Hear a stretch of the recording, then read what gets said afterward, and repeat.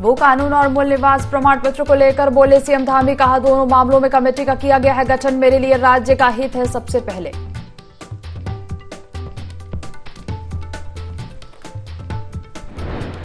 मुख्यमंत्री पुष्कर सिंह धामी बांटेंगे नियुक्ति पत्र, नवनियुक्त नर्सिंग अधिकारियों को देंगे नियुक्ति पत्र। दोपहर 12:30 पर सीएम आवास में होगा कार्यक्रम।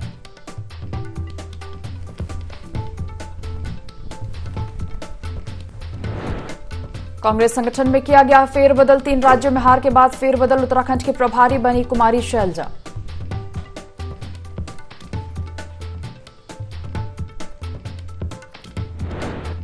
हरिद्वार में 3 दिवसीय दिव्य आध्यात्मिक महोत्सव, संघ प्रमुख मोहन भागवत होंगे शामिल, कनखल के हरिहर आश्रम में होगा समारोह।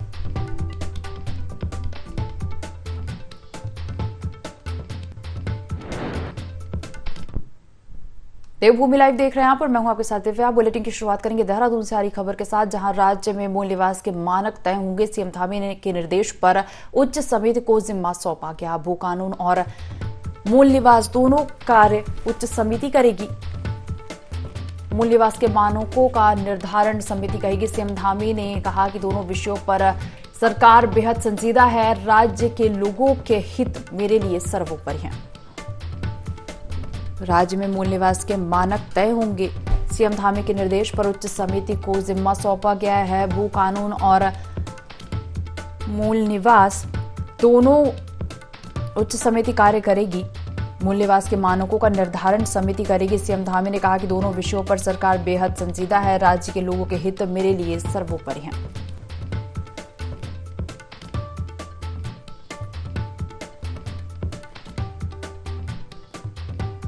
राज्य में मूल निवास के मानक तय होंगे। सीएम धामी के निर्देश पर उच्च समिति को जिम्मा भी सौंपा गया है। भू कानून और मूल निवास दोनों उच्च समिति काम करेगी। मूल निवास के मानकों का निर्धारण भी समिति करेगी। सीएम धामी ने कहा कि दोनों विषयों पर सरकार बेहद संजीदा है, राज्य के लोगों के हित मेरे लिए सर्वोपरि हैं।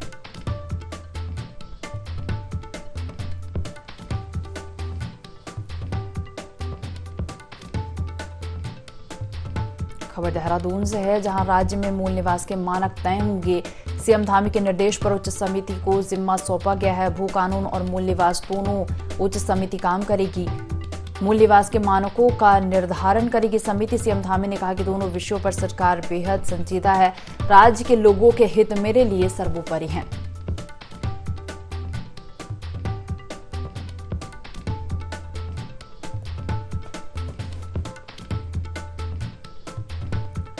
खबर देहरादून से है, जहां राज्य में मूल निवास के मानक तय होंगे। सीएम धामी के निर्देश पर यह जिम्मा उच्च समिति को सौंपा गया है। मूल निवास के मानकों का समिति निर्धारण करेगी। आपको बता दें, भू कानून और मूल निवास दोनों के जो कार्य हैं वो उच्च समिति करेगी।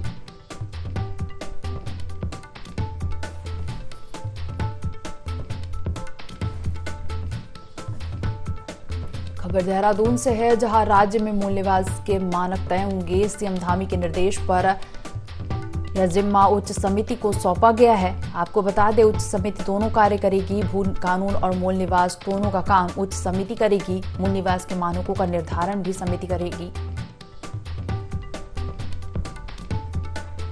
ज्यादा जानकारी लेंगे, संवाददाता विनय हमारे साथ लाइव जुड़ गए हैं। विनय, राज्य में मूल निवास के मानक तय होंगे और सीएम धामी के निर्देश पर उच्च समिति को जिम्मा भी सौंपा गया है।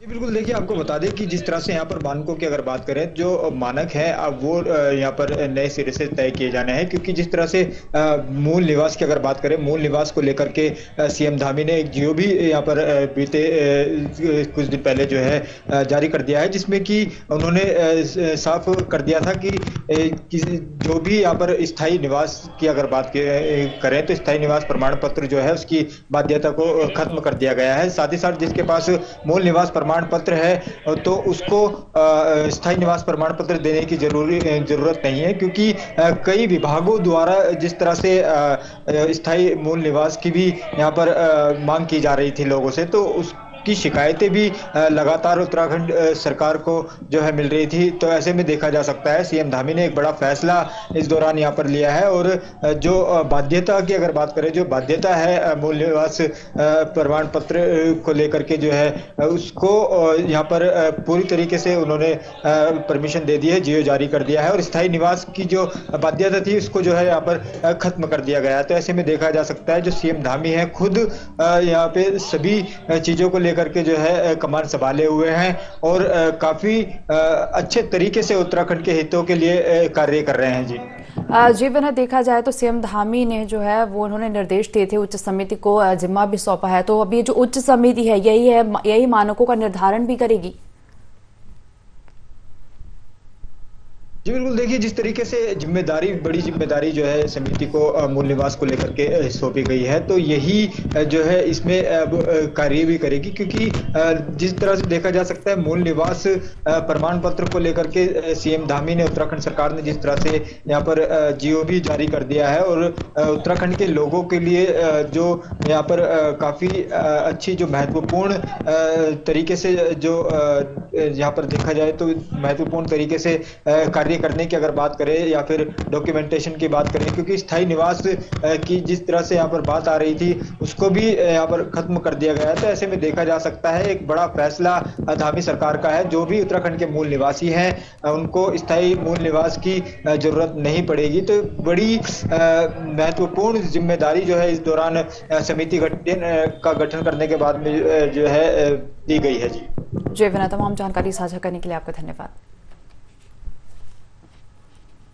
खबरों में आगे बढ़ेंगे और खबर देहरादून से है, जहां मुख्यमंत्री पुष्कर सिंह धामी ने उत्तराखंड में भू कानून को लेकर 5 सदस्यों की प्रारूप समिति बनाई है, जिसके चलते प्रदेश में बेहतर तरीके से भू कानून को लागू करने में मदद मिल सकेगी। वहीं भाजपा प्रदेश महामंत्री आदित्य कोठारी ने कहा कि प्रदेश के हित में उत्तराखंड सरकार फैसला लेते आई है। पूर्व मुख्यमंत्री भुवन चंद्र खंडूरी ने पहले भी प्रदेश के हित में सख्त भू कानून बनाया था और वर्तमान समय में भी औद्योगिकीकरण के साथ ही पर्यटन के क्षेत्र में आगे बढ़ने के लिए सरकार काम कर रही है।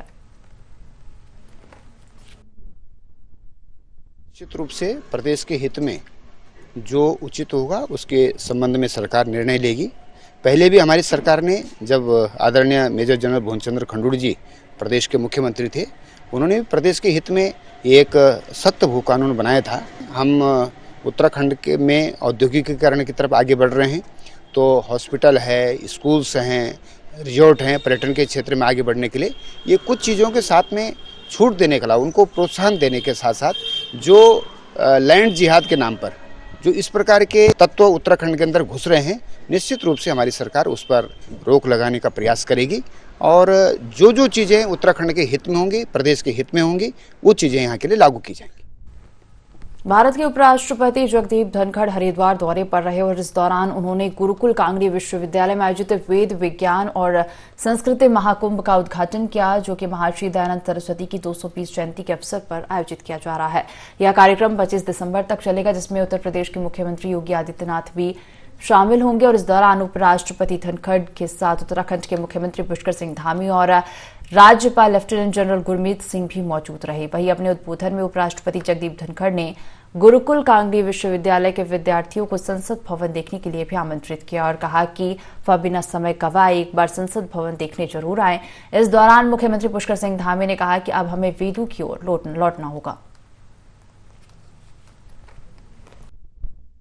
महर्षि दयानंद की 200वीं जयंती पर अमर हुतात्मा स्वामी श्रद्धानंद जी के 57वें बलिदान दिवस पर इस विश्वविद्यालय ने आज 3 दिवसीय वेद विज्ञान और संस्कृति महाकुंभ का आयोजन किया है और उसके लिए आज भारत के महामहिम उपराष्ट्रपति आदरणीय श्री जगदीप धनखड़ जी स्वयं उपस्थित हुए अपनी विदुषी धर्म पत्नी के साथ। इसलिए सबसे पहले मैं अपनी तरफ से पूरे विश्वविद्यालय परिवार की तरफ से मैं उनका आभार व्यक्त करता हूं और मेरा विश्वास है कि जो भावनाएं, जो विचार उन्होंने व्यक्त किए कि 2047 तक इस देश के यशस्वी प्रधानमंत्री मोदी जी का जो संकल्प है कि इस देश को हम विश्वगुरु बना करके रहेंगे, पूर्ण रूप से विकसित करेंगे उसके लिए इस विश्वविद्यालय की एक महत्वपूर्ण भूमिका होगी,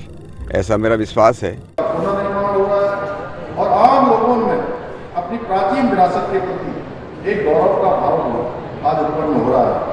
आदरणीय प्रधानमंत्री ने एक भारत श्रेष्ठ भारत के स्वप्न को साकार करने हेतु उत्तराखंड की हमारी डबल इंजन की सरकार निरंतरता से काम कर रही है।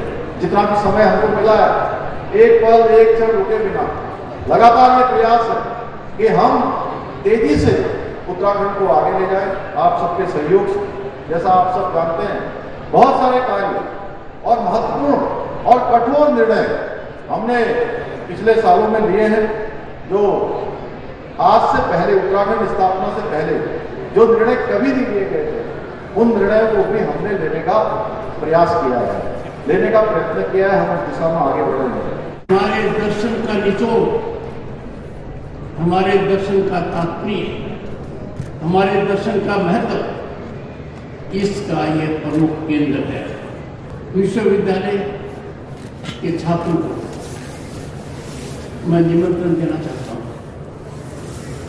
कि वो भारत के नवनिर्मित संसद भवन में आए और तब उनको आभास होगा कि हम कितने सही बदल गए हैं, हमारे में कितना बड़ा सकारात्मक बदलाव आया।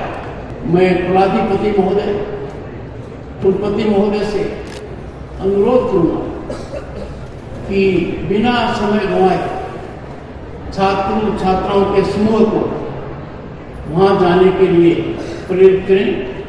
वो मेरे मेहमान होंगे। खबरों में आगे बढ़ेंगे। उत्तराखंड सरकार ने राज्य में 6 महीने के लिए एस्मा लागू कर दिया है। बता दें कि राज्य सरकार ने कर्मचारी संगठनों की प्रस्तावित हड़ताल के मद्देनजर यह फैसला लिया है। इस दौरान कर्मचारियों के हड़ताल करने पर सख्त कार्रवाई की जाएगी। इसको लेकर भाजपा प्रदेश प्रवक्ता हनी पाठक ने कहा कि कोई भी मांग रखने के लिए आंदोलन या हड़ताल करना जरूरी नहीं है। प्रदेश के मुख्यमंत्री पुष्कर सिंह धामी लोगों की मांग सुनते हैं। उन्होंने कहा कि हाल ही में हुए इन्वेस्टर समिट में जो MOU साइन हुए हैं और जो योजनाएं बनी हैं, उनको धरातल पर उतारना है। देखिए, कोई भी मांग रखने के लिए जरूरी नहीं है कि कोई भी आंदोलन ही किया जाए और आमरण अनशन पे बैठा जाए या कोई आंदोलन किया जाए। मांग रखने के कई पटल होते हैं और जहां तक हमारे भारतीय जनता पार्टी की बात है तो मुख्यमंत्री श्री पुष्कर सिंह धामी जी लगातार लोगों की मांगे सुन भी रहे हैं और मांग रखने के कई और भी तरीके होते हैं। और दूसरा मैं ये कहना चाहूंगी, एस्मा इस चीज को भी देखते हुए लागू किया गया कि अभी आपने देखा होगा विगत दिनों में इन्वेस्टर समिट हुआ था। इन्वेस्टर समिट के पश्चात सारी जो योजनाएं बनी है, MOU साइन हुए, उनको धरातल पर उतारना है। और माननीय मुख्यमंत्री श्री पुष्कर सिंह धामी जी ने भी अनेक योजनाएं चलाई हैं जो कि केंद्र से सौगातें मिली हैं। उसको धरातल पर उतारने के लिए सभी सरकारी कर्मचारियों की काफी जरूरत होती है। इन सब चीजों को देखते हुए एस्मा लागू करी गई है। लोहाघाट के राजस्व विभाग में बैंकों और अन्य संस्थाओं से ऋण लेकर जमा न करने वाले बकायादारों पर SDM लोहाघाट रिंकू बिष्ट के निर्देश पर कार्रवाई की जा रही है। उन सभी बकायादारों पर वसूली अभियान चलाया जा रहा है, जिस कारण क्षेत्र के बकायादारों में हड़कंप मचा हुआ है। तहसीलदार विजय गोस्वामी और SDM लोहाघाट रिंकू बिष्ट ने बताया कि राजस्व विभाग के द्वारा क्षेत्र के बकायादारों के खिलाफ अभियान चलाकर वसूली की जा रही है और बकायादारों की गिरफ्तारी भी की जा रही है। उन्होंने सभी बकायादारों से गिरफ्तारी से बचने के लिए अपना बकाया ऋण जमा करने की चेतावनी दी है। द्वारा बैंक और विभिन्न विभागों की वसूलियां की जाती हैं, जिसमें कि प्रारंभिक स्तर पर हमारा दबाव पड़ता है कि हम साइटेशन इश्यू करते हैं। साइटेशन इश्यू करने के बाद में अगर आदमी अपना जो बकाया है, बकाया प्रस्तुत नहीं करता है तो उसकी गिरफ्तारी और उसकी चल अचल संपत्ति कुर्की की जाती है।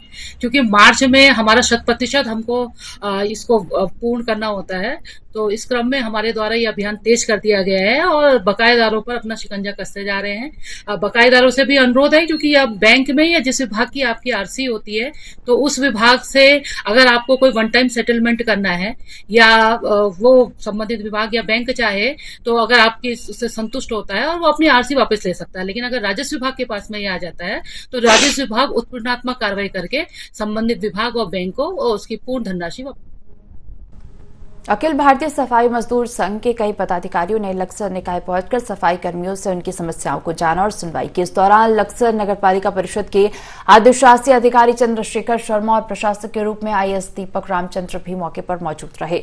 अखिल भारतीय सफाई मजदूर संघ के राष्ट्रीय महामंत्री विशाल बिरला ने संबोधित करते हुए कहा कि अस्थायी कर्मचारियों का शोषणकारी उत्पीड़न हो रहा है और उनकी प्रमोशन पॉलिसी और फंड बोनस जैसी मूल सुविधाओं से भी हमेशा वंचित रखा गया है। उन्होंने सरकार से अस्थायी कर्मचारियों को नियमित करने की मांग उठाई और निकाय प्रशासक और क्षेत्र के एसडीएम को 3 सूत्रीय ज्ञापन पत्र सौंपा और अपनी मांगों को सरकार तक पहुंचाने की भी अपेक्षा जताई। साथ ही मांग पूरी नहीं होने पर अनिश्चितकालीन आंदोलन की चेतावनी भी दी।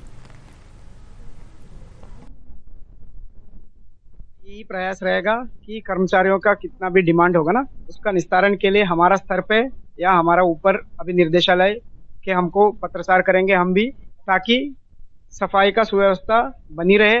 और उन लोगों का भी बहुत दिन से ये डिमांड है और रिकमेंडेशन भी बना हुआ है कमेटी का, उनका ज्यादा से ज्यादा जल्दी से इम्प्लीमेंट हुआ।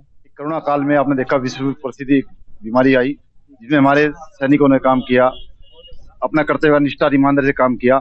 तो मेरा आज सरकार से निवेदन है, आग्रह है, माननीय प्रधानमंत्री से भी आग्रह है, निवेदन करना चाहता हूं कि आप इनके सफाई कर्मचारी के पद मृतक कैडर से बाहर लिखाए और जितने कर्मचारी हमारे संविदा के मोहल्ला संस्था समिति या आउटसोर्सिंग के रूप में है, उनको नियमितीकरण करने का काम निवेदन के मोड पे है। और हमें पूरी आशा है कि सरकार हमारी तरफ संवेदनशीलता रखते हुए, मानवीय दृष्टिकोण अपनाते हुए हमारी मांगों को मानेगी। और मुझे पूरी आशा है कि 1 जनवरी 2024 से पहले वो हमारी मांग निश्चित रूप से मानेंगे। और यदि उसके पश्चात भी ऐसा होता है कि वो नहीं मान पाए, तो सभी समस्त सफाई कर्मचारी निर्णय ले चुके हैं, उन्हें आंदोलन में उतरना पड़ेगा। हम तो चाहते हैं कि हमें जल्दी बुलाकर सरकार हमारी इस मांग का निस्तारण करे और हमें भी और इस समाज को भी गंदगी से बचाए, क्योंकि अगर सफाई कर्मचारी गंदगी साफ नहीं करेंगे तो जैसे अभी बीमारियां चल रही हैं तो सरकार को बड़ी समस्या हो जाएगी। ऐसा हम भी नहीं चाहते।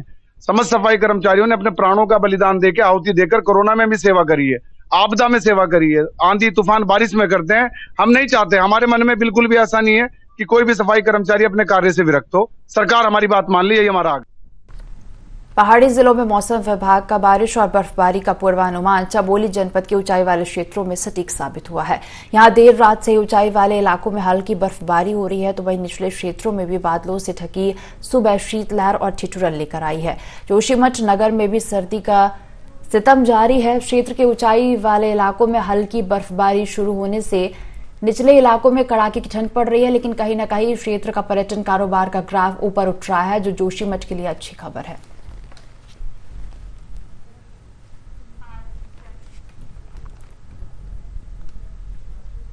नंदा देवी राष्ट्रीय पार्क क्षेत्र की चाई अपार्टमेंट से लगी पहाड़ियों में अचानक दावा नल धधक गई, जिसके चलते चाई गांव के नजदीकी पहाड़ी का एक हिस्सा जलने लगा। पहाड़ी के ठीक सामने स्थित नंदा देवी नेशनल पार्क जोशीमठ के मुख्यालय में खबर मिलते ही पार्क की विशेष टीम आग पर काबू पाने के लिए क्षेत्र की पहाड़ियों के लिए रवाना हो गई। दिसंबर माह के चलते पहाड़ी पूरी तरह ड्राई हो रखी है, लिहाजा आग भड़कने का खतरा ज्यादा है। वहीं वन कर्मी आग पर काबू पाने में जुटे रहे। आखिरकार वन कर्मियों ने कड़ी मशक्कत के बाद आग पर काबू पा लिया।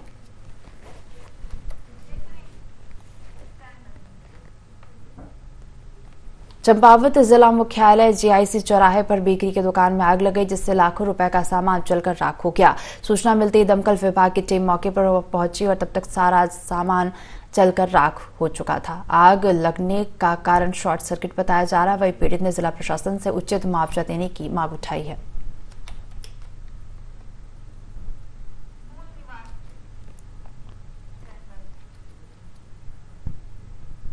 अगली खबर देहरादून से आपको बता दें, जहां स्थायी निवास की बाध्यता को खत्म हुए सरकार ने मूल निवास को स्थायी निवास मानने का आदेश जारी किया, जिसके बाद से सियासी घमासान मचा हुआ है।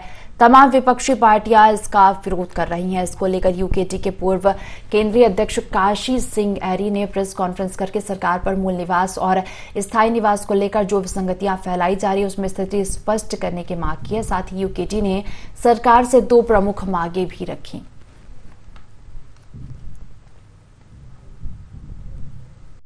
कानून बनाने की मांग भी है और यहाँ पर मूल निवास प्रमाण पत्र को लागू किए जाने की मांग भी है। ये लंबे समय से इसको लेके उत्तराखंड का आंदोलन संघर्ष करता रहा है। आज सब जनता में ये जागरूकता फैली है राज्य बनने के 23 साल बाद ये अच्छा संकेत है, जनता जागी है और उस जनता के साथ मिलकर उत्तराखंड का दल और विभिन्न संगठन इस मांग को उठा रहे हैं और सरकार से ये मांग करते हैं कि सख्त भू कानून लागू किया जाए और मूल निवास प्रमाण पत्र की उपयोगिता लागू की जाए। ये दोनों मुद्दों को लेकर कल हमारा संघर्ष है। पर्यटन नगरी मसूरी में क्रिसमस की तैयारियां जोरों पर है और यहां स्थित चर्चों को सजाया जा रहा है। वहीं रंग रोगन का भी काम किया जा रहा है। ईसाई समुदाय को क्रिसमस के त्योहार का पूरे वर्ष भर का इंतजार रहता है। खासकर बच्चों को सेंटा क्लॉज द्वारा दिए जाने वाले उपहार बेहद पसंद आते हैं। वहीं इन दिनों कैरल सिंगिंग के कार्यक्रम भी आयोजित किए जा रहे हैं और शाम के समय ईसाई समुदाय के लोग हाथों में मोमबत्तियां लेकर प्रभु यीशु मसीह के भजन गाकर घर घर जाते हैं और जहां पर उनका भव्य स्वागत किया जाता है। मसूरी में कई अन्य चर्चों को भी बहुत ही सुंदर ढंग से सजाया गया है। ईसाई समुदाय के लिए क्रिसमस का पर्व बहुत महत्व रखता है।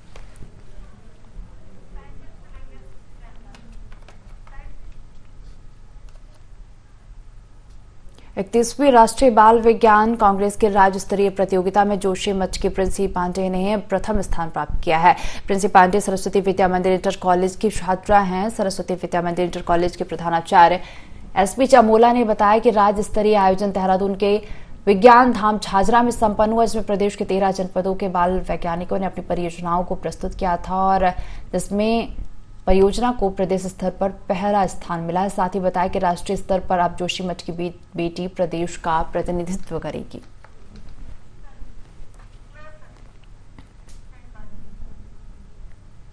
तो इस बुलेटिन में फिलहाल इतना ही। आप बने रहिए IND 24 के साथ। नमस्कार।